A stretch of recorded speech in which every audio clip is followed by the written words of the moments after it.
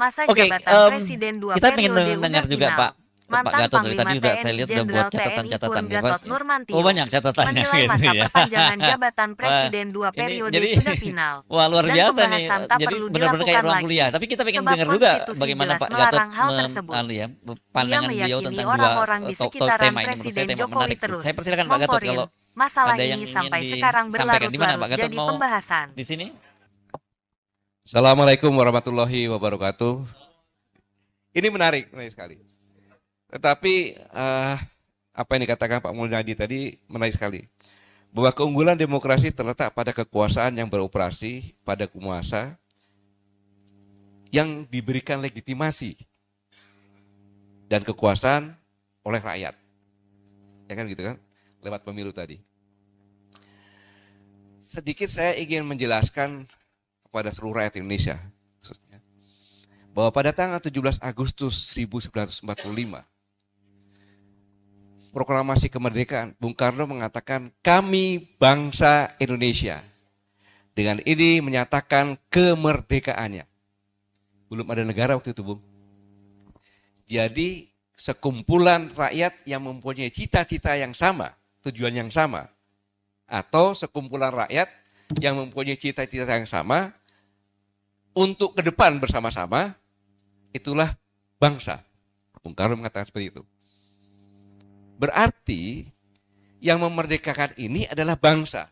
Pada saat itu ada orang Indonesia asli, ada Arab, ada Cina, ada Pakistan, ada India, dan lain-lain sebagainya. Yang pada saat itu juga ikut. Itu. Maka dengan proklamasi itu kita punya ciri khas nantinya sebagai negara pribumi. Karena sebagai anak bangsa yang memerdekakan. Kita buktikan bahwa dalam waktu yang sesingkat-singkatnya, sehingga keesokan harinya, kita mulai membentuk suatu negara. Dengan tugas yang diberikan untuk bangsa.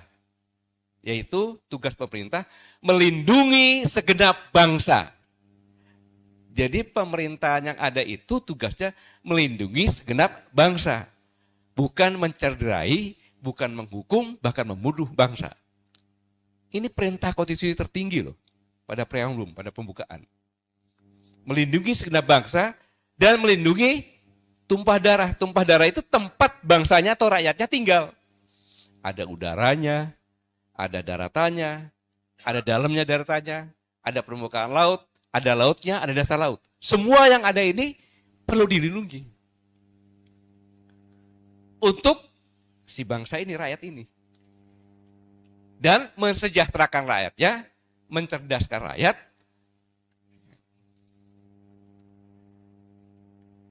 Ini perintah konstitusi tertinggi nih. Jadi kalau kita lihat pemerintahan yang ada, siapapun itu, cukup tolak ukurnya ini. Nah ini akan ada sakit pautnya dengan yang tadi. Sehingga penolakan agenda perpanjangan masa jabatan presiden nggak perlu kita bicarakan lagi.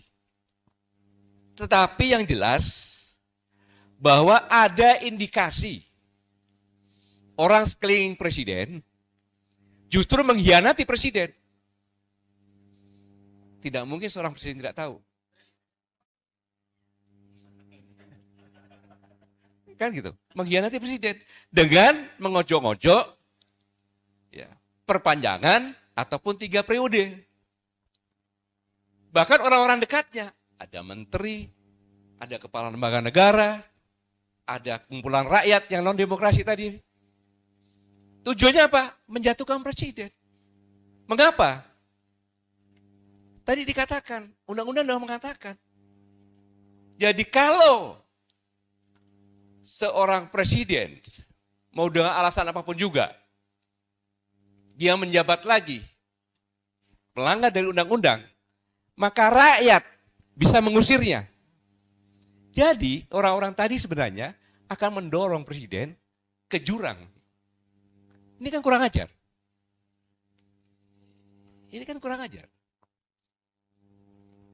Jadi sengaja didorong itu. Jangan dikira baik-baik itu. Bukan.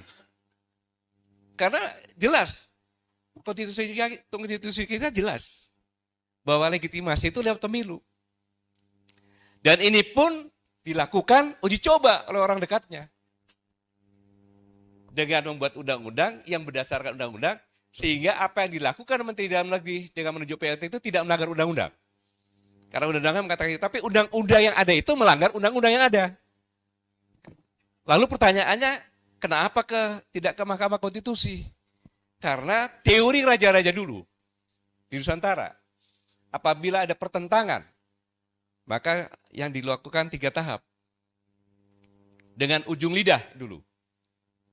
Setelah tidak mampu dengan ujung lidah, maaf, ini bukan jorok, tapi dengan ujung kemaluan, yaitu perkawinan. Selanjutnya baru ujung badi atau ujung pisau. Itu Raja dan Nusantara, tahapannya seperti itu. Maka, dengan ujung lidah dikasih tahu bahwa perpanjangan hakim di Mahkamah Konstitusi dinaikkan kan? Benar nggak? Berapa?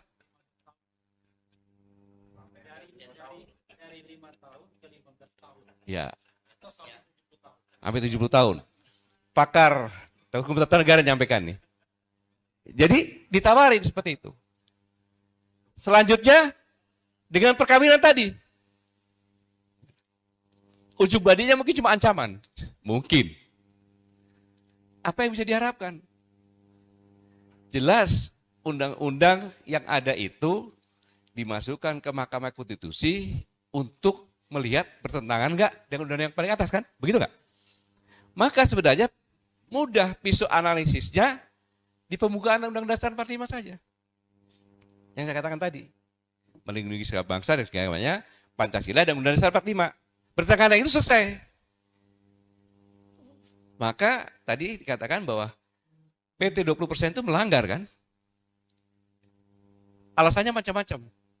Yang lainnya frustasi. Makanya kalau kita lihat yang terbaru sekarang ini, tadi di tempat yang sangat mulia di DPR, pada saat sidang paripurna ya, untuk mengesahkan, ada seorang kader Partai PKS, menyampaikan pendapat, minta 3 menit pun tidak dikasih. Bayangkan, di ruang yang sangat terhormat. Ya. Salah satu ketua DPR tidak memberi waktu 3 menit untuk menyampaikan pendapat, padahal dia wakil rakyat. Dia menyampaikan suara rakyat. Jadi udah terbalik-balik ini. Terus pernyataannya silahkan ke Mahkamah Konstitusi. Itu kan biasa saja. Terus mau ngomong apa lagi di sini? Yang jelas dengan seperti ini, apalah artinya kemerdekaan tanpa kedaulatan? Puisinya Bang Pasari tadi. Apalah artinya? Bilang kita merdeka? Tidak merdeka kita. Bahkan dijajah dengan lebih sistematis. Ya karena undang-undang itu tadi. Semuanya.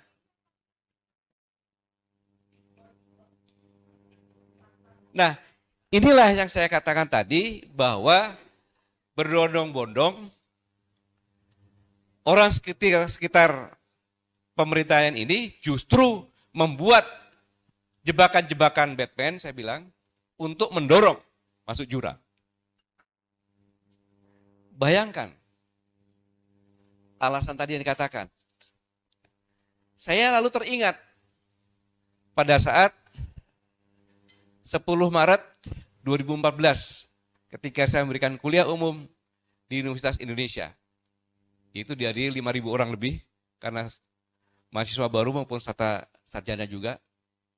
Ketika saya tanya, apabila Anda menjadi presiden, bukan presiden Indonesia, tetapi negaramu terancam karena krisis ekonomi, pangan dan air, melihat Indonesia sebagai peluang, apa yang kamu lakukan terhadap Indonesia? Dengan cara soft apapun silakan. Apa yang dilakukan? Saya ingat benar. Membeli undang-undang. Waktu itu masih Pangkostrat. Gimana caranya udah dibeli? Jawaban mahasiswa sedikit mengejek. Allah Pangkostrat pura-pura nggak tahu. Pada itu saya masih Pangkostrat. Di DPR itu kan ada beberapa komisi. Satu komisi kan nggak lebih dari 70 orang. Untuk kepentingan negara. Itu kecil. 100-200 miliar itu kecil. Kita masukkan undang-undang. Itulah yang terjadi. Karena dengan kita masuk undang-undang, kita bisa masuk secara legal. Dengan cara apapun juga ide-ide yang kita lakukan. Dan ini semuanya terjadi. Tidak masuk logika sebagai negara pribumi, sebagai bangsa yang menyatakan kemerdekaan, lahir undang-undang ini. RUU KUHP menjadi KUHP. Tidak mungkin. Undang-undang kan untuk melindungi rakyatnya. Tetapi ini terbalik. Betul melindungi penguasa. Kembali ke teorinya Pak Mulyadi lagi. Apabila pemimpin dipilih dengan pemilu yang tidak legalitas, ya kan, maka dia akan tidak dapat legalitas dari rakyatnya dan dia akan berusaha untuk melindungi dia dengan cara undang-undang yang ada. Ini saya mengambil intisari dari pelajaran yang sampaikan Pak Mulyadi. Ini yang sangat berbahaya. Ini sangat berbahaya. Sehingga alasan tadi disampaikan Pak Mas Edi Masari tadi. Ini yang saya katakan tadi, anak-anak UI menyampaikan seperti ini. Sehingga kejadian sekarang ini pasti ada invisible hand dari negara luar untuk bekerja secara sistematis. Dan berjalan sangat panjang. Lewat liberalisme bisa menyembuhkan komunisme. Itulah musuh dari negara pribumi. Teori Pak Mulyadi juga itu. Kan gitu. Kalau politik, kan, liberalisme itu demokrasi, gitu ya kan. Kalau ekonomi dengan persoalan liberal itu kapitalis. Kalau sosial, apa? Ya, individualisme. Inilah yang dibentuk sekarang ini. Maka lahirlah oligarki politik, oligarki sosial, oligarki ekonomi. Oligarki ekonomi bekerja sangat luar biasa. Sangat luar biasa. Pertahanan dari suatu negara yang rakyatnya banyak. Apa coba? Yang paling hakiki. Di negara yang penduduknya banyak. Adalah ketahanan pangan. Itu dirusak. Sangat sistematis. Bayangkan, kalau kita bisa membuat peneliti dari padi saja. Yang kita teliti, kemudian kita buat padi ini begitu tumbuh, nanti bibitnya bisa diambil dari padi yang ada lagi, yang unggulan, dijadikan bibit lagi. Itu pasti dipermasalahkan. Dengan alasan vegetarian dan segala macam lah alasannya.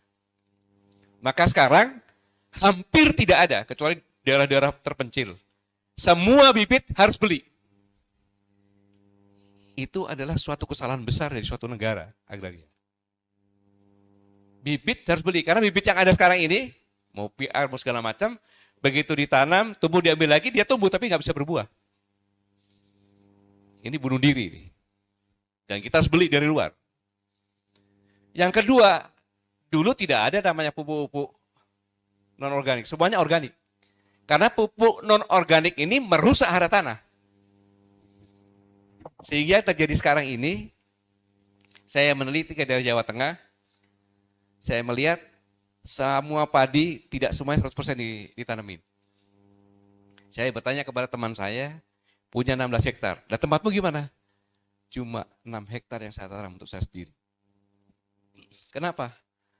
Kalau kita akan tanam beneran, kita beli bibit, kemudian beli pupuk, pasti kita akan rugi. Sehingga impor beras akan selalu datang. Ini persiapan impor lagi, kalau enggak kita akan kekurangan alasannya demikian.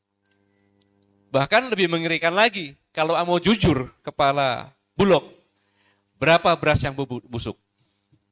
Tolong tanyakan. Ini sangat berbahaya. Nah, dalam kondisi seperti ini, kita ingat bahwa Ibu Menteri Keuangan mengatakan udah tahun depan akan terjadi krisis pangan kan? Presiden juga menyampaikan seperti itu kan? Gitu. Seandainya itu terjadi, seperti disampaikan, semuanya kelaparan, kemudian ada misalnya bulan Maret itu ada perkumpulan para bupati wali kota, Hah? Musrenbang. Tinggal ditanya, para bupati bagaimana kondisi rakyatmu? Wali kota berapa? Dan kurang lebih nanti saatnya setelah 51% lah, itu semuanya PLT. Dia mengatakan rakyat saya susah Pak, kelaparan Pak. Apa dikatakan Pak Mulyadi tadi? Mulyadi satunya lagi maksudnya.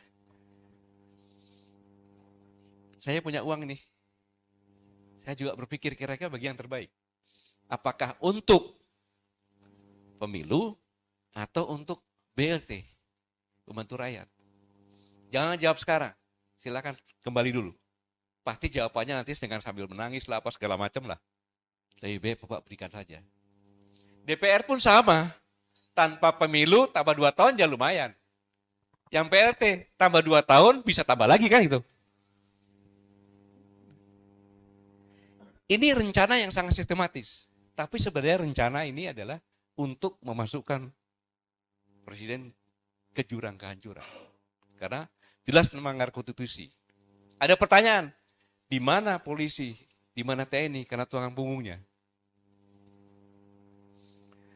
Saya bilang, tidak ada Kapolda yang lulusan di bawah tahun 2000. Benar nggak? Belum ada Kapolda.